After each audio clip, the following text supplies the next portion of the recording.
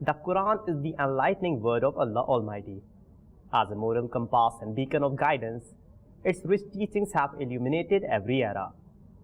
Intelligence is a divine gift which lies at the heart of all human endeavors, religious or otherwise. Like other senses, despite its power and importance, for example, sight is limited to tangible objects within our individual range of vision. If we wish to see beyond that, we must resort to an instrument such as binoculars to venture into areas beyond the limits of human intelligence. We also have an instrument, the Quran. This compendium of divine guidance allows us to understand that which is otherwise inaccessible to human minds. Of course, when we try to use our intelligence in opposition to the guidance of Allah, errors and grave faults occur. In opposition to Sayyidina Ibrahim alayhi salam, Namrud displayed the short-sightedness of his intelligence.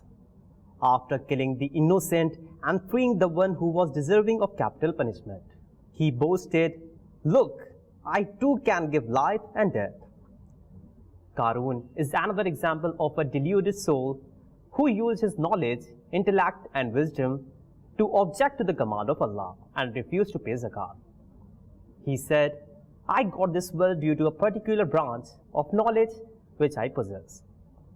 Similar themes are found in the account of Sayyidina Shuaib alayhi salam, who gave the nation of Madian two commands. Number one, to believe in Allah as the one and only being worthy of worship. And number second, to be honest when measuring commodities. They imprudently responded, "O Shuaib, does your Salah command you that we should forsake the deities of our forefathers, or that we should not do as we desire with our own wealth?" They said sarcastically, "Oh yes, only you are intelligent, righteous." In response to the command of worshipping Allah alone, they said, "Should we leave what our fathers worshipped?" making it clear that their idolatry was driven by senseless, blind conformity to their ancestors. In response to the second command, they said, "Should we not do what we please with our wealth?" In their frame of thought, fraudulent business practices were justified because they had free rein to do whatever they liked with their assets, even dishonestly measuring goods and cheating customers by overcharging them. It is as if they were unintelligent in the application of their intelligence. It has been said, in relation to this frightening aspect in the response of the people of Madian, is that they considered Sayyidina Shuaib alayhi salam to be foolish and ignorant.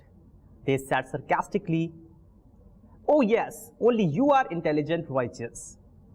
This sentence is like someone making a remark about a stingy person. "Look, Hatim Tai has arrived."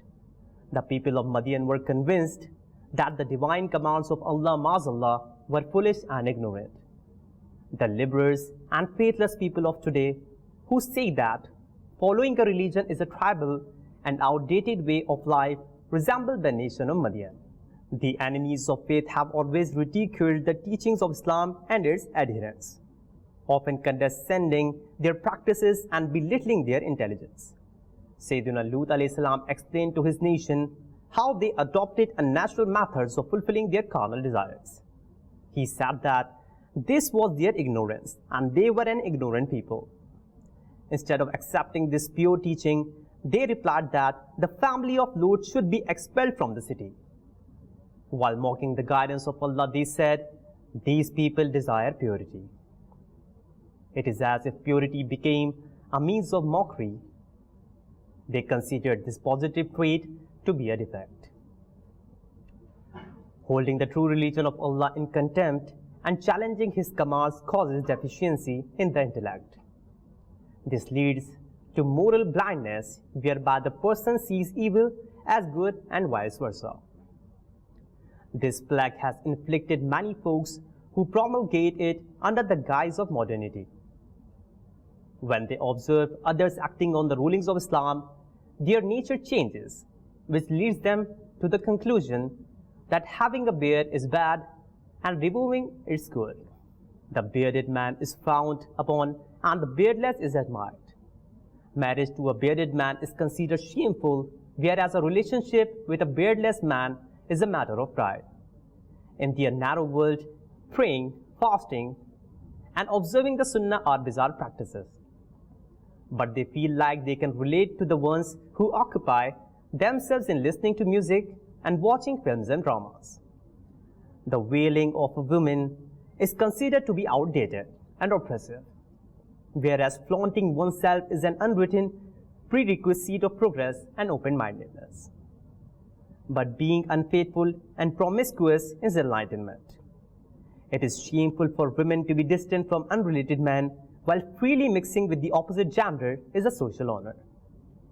Earning through unlawful means is one's right, but earning wealth from permissible means is just a pastime. Truth and honesty are forgotten, while treachery, lying, and deceit are prized skills. These are just a few examples in which good is considered bad and vice versa. But if you ponder, you will realize there are hundreds of other examples that follow suit. We love Madani Channel. We love Madani Channel. We love Madani Channel.